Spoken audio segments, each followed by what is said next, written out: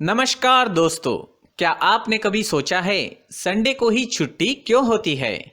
जी हाँ, संडे को ही छुट्टी क्यों होती है? दोस्तों, वीकेंड का इंतजार तो सभी को रहता है। क्या स्कूल, क्या कॉलेज और क्या दफ्तर। हफ्ते भर काम के बाद जब संडे की आहट होती है तो मानो खुशनुमा हवाएं चलने लगती है, कानों में संगीत बजने लगता है, मन और शरीर दोनों हल्का लगने लगते हैं। हा। लेकिन संडे को फंडे बनाने के बीच क्या कभी ये सोचा है कि आखिर रविवार को ही छुट्टी क्यों होती है? दोस्तों, ये अंग्रेजों के जमाने की बात है। जी हाँ, किस्सा बड़ा मजेदार है। असल में जब भारत गुलाम था और देश में ब्रिटिश शासन था, तब एक मिल थी और उस मिल में काम करने वाले मजदूरों को एक दिन की भी छुट्टी नहीं मिलती थी। जी हाँ, उन्हें एक दिन भी छुट्टी नहीं मिलती थी।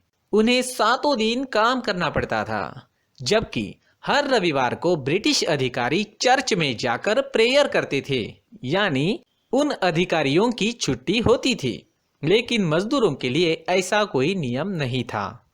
दोस्तों, उस समय मिल मजदूरों के नेता थे श्री नारायण मेघाजी लोखंडे। उन्होंने अंग्रेजों के सामने साप्ताहिक छुट्टी का प्रस्ताव रख दिया और कहा कि 6 दिन काम करने के बाद मजदूरों को भी सप्ताह में एक दिन अवकाश मिलना चाहिए। लोखंडे जी ने तर्क दिया कि मजदूरों को हफ्ते का एक दिन अपने देश और समाज की सेवा करने के लिए मिलना ही चाहिए। उन्होंने ये कहा कि रविवार को हिंदू देवता खंडोबा का भी दिन है, इसलिए मजदूरों को भी संडे को ही साप्ताहिक छुट्टी मिलनी चाहिए। दोस्तों, यदि आपको लगता है कि अंग्रेजों ने उनकी ये मांग मान ली तो आप गलत है, क्योंकि अंग्रेज तो आखिर अंग्रेज है। मजदूरों पर जुल्म और ज्यादती करने के लिए मशहूर ब्रिटिश अधिकारियों ने इस प्रस्ताव को अस्वीकार कर दिया था। लेकिन दोस्तों, नारायण मेघाजी लोखंडे ने हार नहीं मानी। उन्होंने अपना संघर्ष जारी रखा। करीब 7 साल तक अपने इस अधिकार के लिए मजदूर लगातार मांग करते रहे। तब जाकर 10 जून 1890 को, जी हाँ, 10 जून 1890 को ब्रिटिश सरकार ने आखिरकार रविवार को मजदूरों के लिए भी छुट्टी का दिन घोषित कर दिया। दोस्तों, श्री नारायण मेघाजी लोखंडे, जिनकी मांग के कारण मजदूरों को साप्ताहिक छुट्टी मिलने लगी, उन्हीं की मांग के कारण मजदूरों को रविवार को दोपहर आधे घंटे की खाने की छुट्टी भी मिलने लगी। मजदूरों के मासिक वेतन को भी नियमित करवाने में लोखंडे जी का ही बड़ा योगदान रहा है। इसलिए उनके सम्मान में साल 2005 में भारत सरकार ने उनके नाम के डाक टिकट भी जारी किए हैं। तो दोस्तों, क्या आप जानते थे रविवार को छुट्टी मिलने के लिए, संडे को छुट्टी मिलने के लिए इतना संघर्ष करना पड़ा था? नमस्कार दोस्तों, क्या आप जानते हैं फरवरी में सिर्फ 28 दिन ही क्यों होते हैं? ज्यादातर मंथ 30 और 31 दिन के क्यों होते हैं? दोस्तों, काफी लोग हैं जो ये नहीं जानते हैं। तो चलिए आज हम जानेंगे फरवरी में 28 दिन क्यों होते हैं और मंथ 30 और 31 दिनों का क्यों होता है। दोस्तों, इसे जानने से पहले हम ये जानेंगे कि फरवरी में हर 4 साल बाद 29 दिन कहाँ से आते हैं। जी हाँ, तो दोस्तों, होता क्या है, जब पृथ्वी सूर्य का एक चक्कर लगाती है तो इस एक चक्कर लगाने में 365.25 दिन लग जाते हैं। जी हाँ, यानी 365 पूरे दिन के अलावा 6 घंटे अलग से लगते हैं। अगर हम फरवरी के 28 दिन के हिसाब से चले तो हर साल हम 6 घंटे पीछे रह जाते हैं और इस कमी को पूरा करने के लिए हम हर 4 साल बाद फरवरी में एक दिन अलग से जोड़ देते हैं। जी हाँ, ताकि हमने जो 6 घंटे छोड़ दिए थे वो वापस हमारी जिंदगी में आ जाए और पृथ्वी के चक्कर लगाने की गणना भी पूरी हो जाए।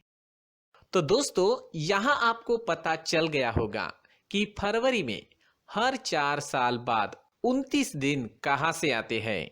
दोस्तों, अब हम जानते हैं फरवरी में सिर्फ 28 दिन ही क्यों होते हैं। तो इसे जानने के लिए कैलेंडर के इतिहास में जाना होगा। जानकारी के मुताबिक आपको बता दें, कैलेंडर को सबसे पहले रोमन्स के द्वारा बनाया गया था। रोमन्स के जो पहले राजा थे उनके सामने चुनौती ये थी कि बार बार मौसम चेंज हो रहा था। इसके साथ कई फेस्टिवल्स भी आ रहे थे। तो मौसम और फेस्टिवल को निश्चित करने के लिए उन्होंने सबसे पहले मार्च से दिसंबर तक का 10 महीने का कैलेंडर बना लिया।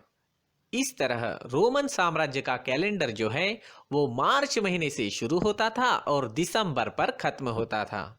इस कैलेंडर में जनवरी और फरवरी होता ही नहीं था। रोमन साम्राज्य के समय में कैलेंडर में दिमाग लगाकर कुछ महीने को 30 और कुछ महीनों को 31 दिन का बना दिया गया था। जी हाँ, कुछ महीनों को 30 और कुछ महीनों को 31 का बनाया था। इस कैलेंडर में 2 महीने इसलिए छोड़ दिए थे, जनवरी और फरवरी, क्योंकि इन 2 महीनों में ये लोग कुछ काम नहीं करते थे। उस समय उनकी ये धारणा थी जब इन 2 महीनों में कोई काम ही नहीं है तो इसे कैलेंडर में जोड़कर क्या करना है। लेकिन कुछ समय बाद इनका कैलेंडर गलत साबित होने लगा, क्योंकि 10 महीने होने के कारण मार्च में जहां पहले गर्मी होती थी तब उसी मार्च को सर्दी आने लगी थी। और उस वक्त उन्हें यह समझ आ गया कि जो 2 महीने ये छोड़ रहे हैं वो गलत है। इसके बाद रोमन्स में नया किंग आया जिसने कैलेंडर में 2 महीने और जोड़ दिए। इसके कई साल बाद रोम के तीसरे किंग ने जनवरी और फरवरी महीने को मार्च के आगे लगवा दिया, क्योंकि इन 2 महीनों में सर्दी होने के कारण कोई काम नहीं करता था। जी हाँ, कोई भी काम नहीं करता था। लेकिन दोस्तों, फरवरी मंथ ही 28 दिन का क्यों बनाया गया? अगर ये देखा जाए तो शायद सबसे लास्ट में ये महीना बनाया गया था।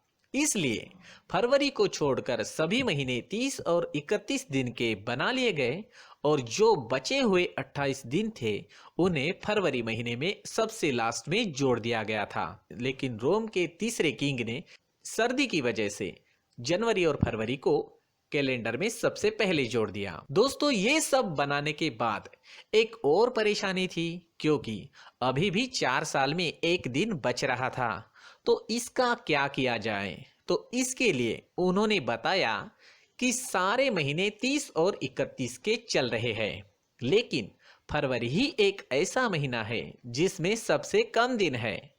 तो फरवरी महीने में एक दिन को लीप डे बोलकर हर 4 साल में जोड़ा जाने लगा। तो इस तरह हमें सही कैलेंडर मिल गया जो आज तक चल रहा है। तो अब आप जान गए होंगे कि फरवरी में सिर्फ 28 दिन ही क्यों होते हैं, बाकी मंथ 30 और 31 दिन के क्यों होते हैं, ये किस तरह चलता है। तो दोस्तों, पूरी वीडियो देखने के लिए धन्यवाद। दोस्तों, ये वीडियो आपको कैसा लगा? आपकी राय कमेंट सेक्शन में ज़रूर लिखें। अगर आप चाहते हैं कि ये जानकारी आपके दोस्तों को भी मिले तो अभी इसी वक्त वीडियो को अपने दोस्तों के साथ शेयर ज़रूर करें। दोस्तों, चैनल को सब्सक्राइब करना और लाइक करना ना भूलें। पूरी वीडियो देखने के लिए धन्यवाद।